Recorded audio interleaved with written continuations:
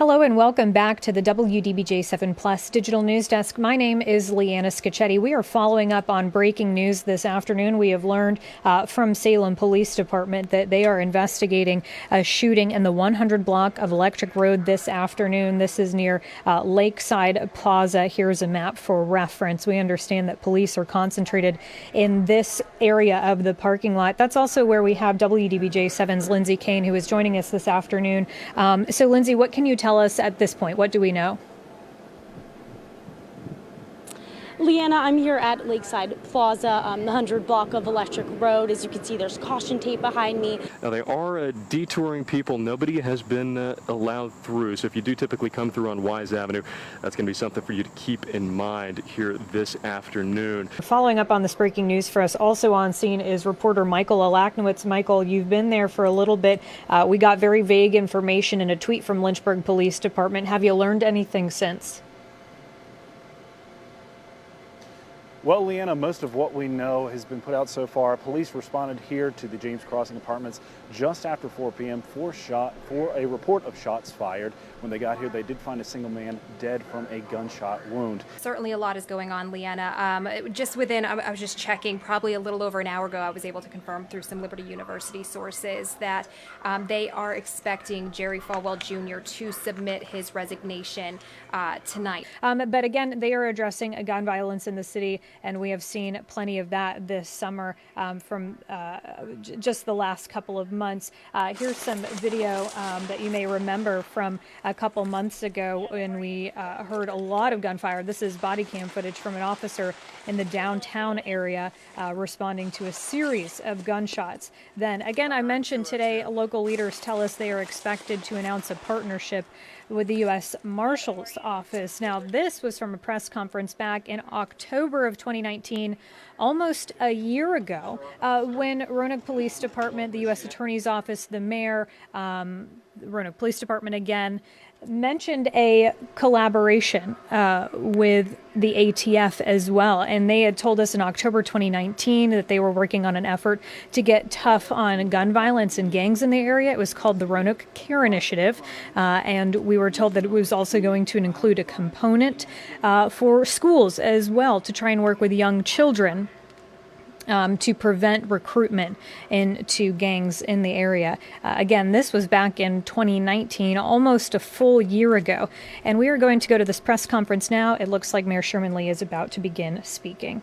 Good afternoon and welcome to the WDBJ7 Plus Digital News Desk. Right now we are anticipating an update from Governor Ralph Northam on COVID-19 in the Commonwealth. We're going to listen in now and afterwards provide a recap. Are watching from elsewhere today. I certainly hope that everybody had a happy and most importantly healthy Thanksgiving and happy holidays to all of you. These are some pictures of the dam that our reporter Michael Alaknowitz sent us just a little bit ago. And we are joined now live with Gerald Griffin from Lynchburg Water Resources, who is here to kind of help us better understand what is going on. So, Mr. Griffin, first of all, can you just explain why that report went out earlier today?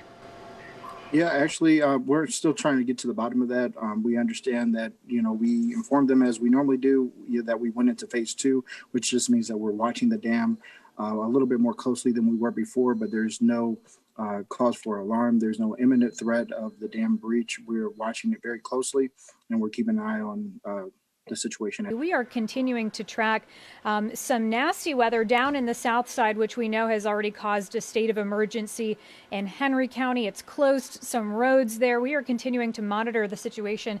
And to do that, we have got team coverage today. We have Kendall Davis, who is down there in the south side. We've also got Brent here in the newsroom. Brent, we are going to start with you today. Kind of walk us through what's happened so far this morning, and maybe we can take a look at active radar right now. Sure, Leanna. We were watching an area of rain that was moving in from North Carolina this morning, and the problem with this is you get what's called training storms, and this is where rain moves over the same areas over and over at the same time. So while most of our coverage area didn't really see a whole lot of heavy rain at all, Henry County, specifically in and around the Stanleytown area, Bassett, Fieldale, picked up over 4 inches of rain. And what we can see on the radar picture is really just where that rain has now shifted a little more towards the east now. So what I'll show you is I'll point in a little bit closer where you see that green box right here.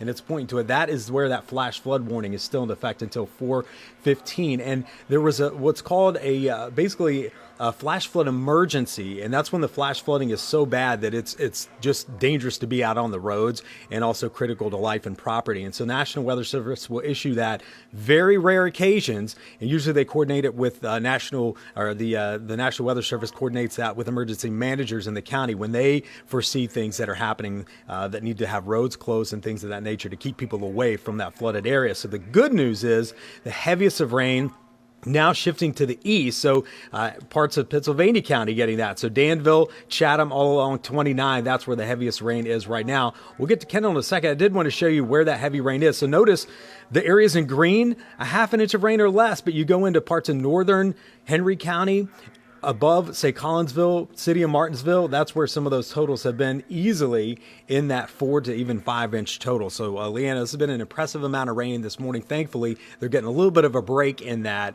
And when it comes down that fast, I mean, flooding is inevitable. All right, Brant, thank you very much. We also want to go to some viewer pictures that you all sent in.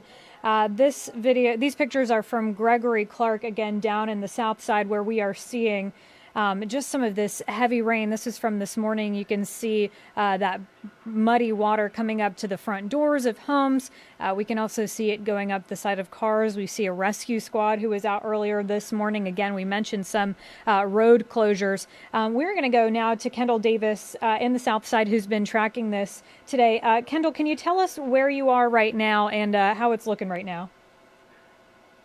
So, Leanna, where I am right now is actually where you just showed some of those pictures. That's actually where I am right now. I'm going to turn the camera around here. As you can see, this is the home that was in that picture that was somewhat underwater here. And I'm told by a neighbor that this home is completely lost just by the amount of water that had come up in there. And then this next door home here, he said he had his basement flooded out there. And then the home that's right next to that, they said there were about 3 inches of rain in that house there. Now, here is where we are on 220. I was told earlier that 220 by an official that 220 was partly open. Well, there's only 2 lanes going southbound that are open right now. This is on 220 where you can see a bunch of standing water here. There were a number of cars that were stuck in this water. And some of those pictures, that's where you saw the raft from the emergency crews out here getting people out of the water. I spoke with one person who lives right here who said the water just rose up so quickly and so fast that he was kind of just amazed to watch it as it started to come up. And he said, even though it's going down some, he said he still just cannot wait till things get back to normal here. He also stated that, at his home, he's lost his water heater in his basement, but he's glad, some damage in his basement, but he is glad that, that things are starting to recede here and things are somewhat getting to normal here. As you can see, crews are still right here on the scene, waiting to clean up some of this spillage that's on the road, some of the mud that's going to be left on the highway here before they open it back up.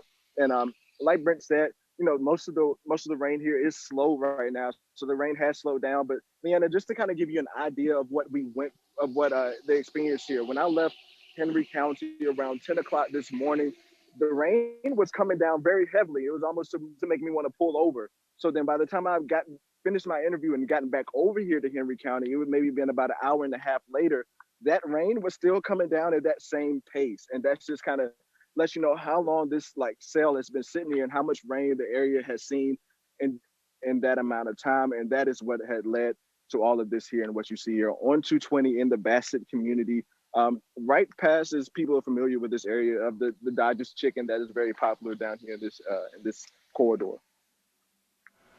All right, Kendall, thanks very much for that update from the south side. We know that you will continue to monitor throughout the day. Thanks for giving us a live look right now from Henry County. WDBJ7's Leanna Scachetti has been keeping tabs on all of it from the WDBJ7 Plus Digital News Desk. Leanna, we're not out of the woods yet with this wintry mix, though.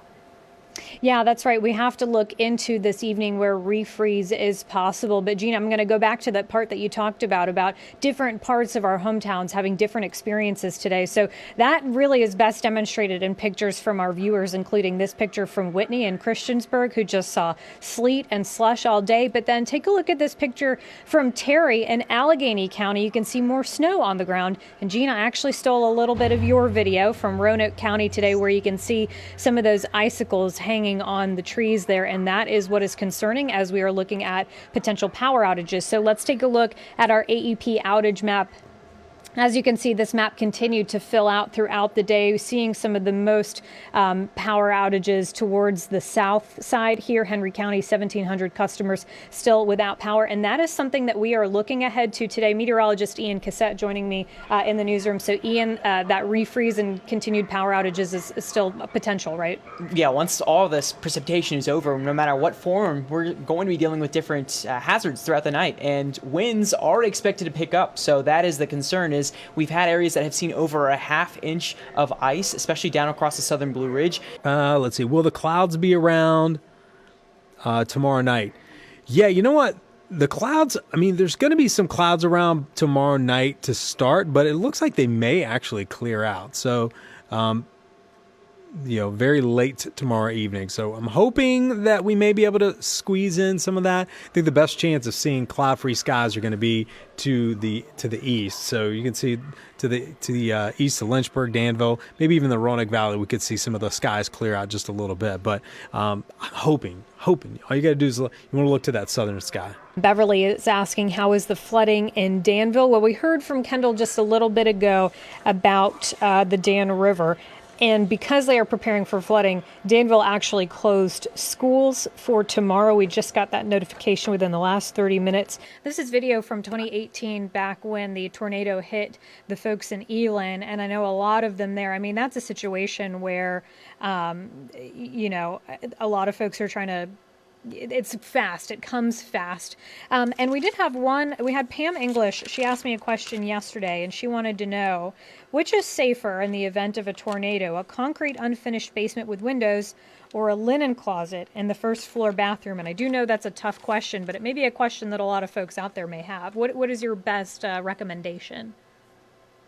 Yeah, I would say that is kind of a tough question. I would say it's situational dependent. We always encourage a concrete basement, but away from windows. So it's challenging to not know the exact configuration of that basement, but interior room in the basement is probably ideal, but the linen closet on the first floor may be just as safe, depending on the situation, how quickly you can get to where you need to be.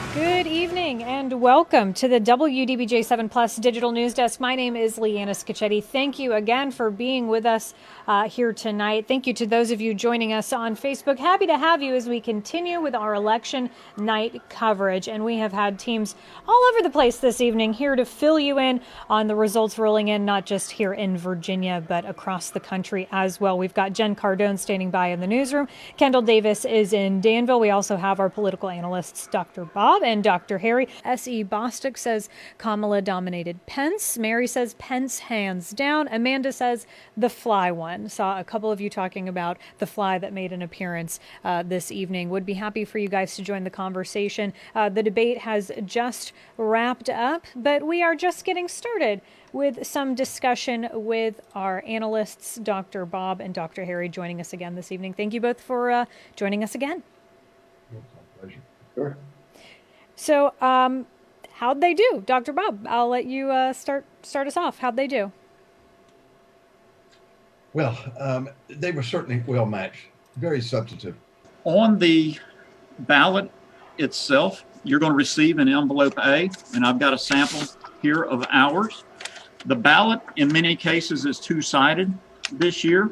The constitutional amendments are on one side. The offices are on the other side, so you may need to turn your ballot over. When you scan your ballot, or when your ballot is scanned, the machine will read both sides of that ballot. If a viewer asks us, Ted, why is your station running this ad, or why are they running that ad in particular? I have personally taken phone calls of that type. What is the answer to that particular question? So, Leanna, according to FCC rules, stations are legally obligated to give what's called reasonable access to federal candidates. In other words, the candidates running for president, vice president, U.S. House, and U.S. Senate. So if the Trump campaign comes to WDBJ7 and asks to buy ad time, the station has to provide at least some of the airtime requested. Now, state and local candidates, like mayor or governor, that's different. The stations are not obligated to sell ad time to those candidates. But here's the thing, if they do, they have to treat all the candidates in that race equally and offer time if it's requested. Let's see here. We're hearing it. I can hear those helicopter choppers going. Let's see. Oh, there it is. Okay, it's coming around the corner right now. All right, we've got Sam's camera up so we can catch him coming in. Before we get to your interview with the Vice President that will play in full for all of our folks who are watching today, Joe, can you kind of give us a sense, a little kind of behind-the-scenes process of what it is like for you, a senior reporter, to go and have an interview with the Vice President? Can you walk us through the process of how that happened today? Sure. Well, I've covered a lot of events like this, presidential visits by vice presidential candidates. In particular, I did interview Paul Ryan on a visit to Danville when he was, of course, running for vice president. So I've been on a lot of these events, but I haven't interviewed a sitting vice president or president before, so this was new to me. I was once with Vice President Biden on a pool at Virginia Tech when he was there on a campaign visit as well. But today we were hustled out of the room as the speech was ending. We were loaded into a van as part of the motorcade that would take us up to the area where Vice President Pence was going to be doing some other activities. We sat in the motorcade for a while. It took a while for Vice President Pence to finish greeting the cadets here at Cameron Hall. But then he came out, the motorcade took made its way on up past the entrance there where Washington Lee is located as well, took the turn and went up to the parade ground at VMI. Then we got out of the van and went to a holding area, an area where we would do our interview. The Vice President actually toured the George C. Marshall Foundation Museum. And so when he was completed with that, he came outside. We were set up on the steps in front of the George C. Marshall Foundation building with the barracks of VMI behind the Vice President. And of course, they had us set up ready to go so that when he came out, he was able just to answer our questions and move on. We were there with one other station from Charlottesville, so it was just two of us who each got our 5 minutes with the Vice President. You may have heard a cannon going off on the parade ground. But Is that what that was? That got us up to where yeah. And so anyway, we got up to the parade ground, we set up, and then Vice President Pence came and gave us about 5 minutes of his time. And we are about to play that interview for you now. Of course, with TV, we are limited in kind of how much time we have to share. But right now, we're going to share Joe's interview in full with you. So here is Joe's interview from earlier this afternoon with Vice President Mike Pence. Well, Vice President Pence, thank you very much for giving us and our viewers a few minutes of your time this afternoon. Thank you, Joe. Great to be in Virginia, and a great honor to be here at VMI.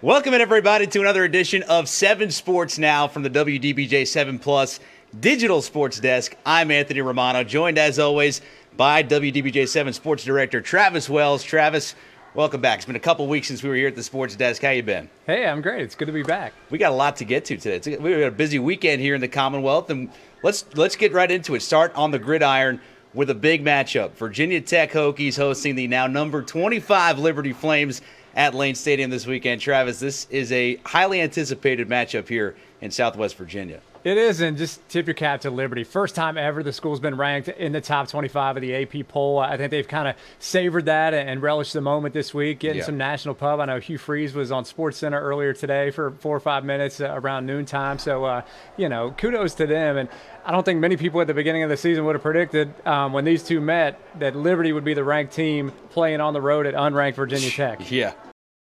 All right, next let's get to Travis Wells from WDBJ7, and then we'll get to Jermaine.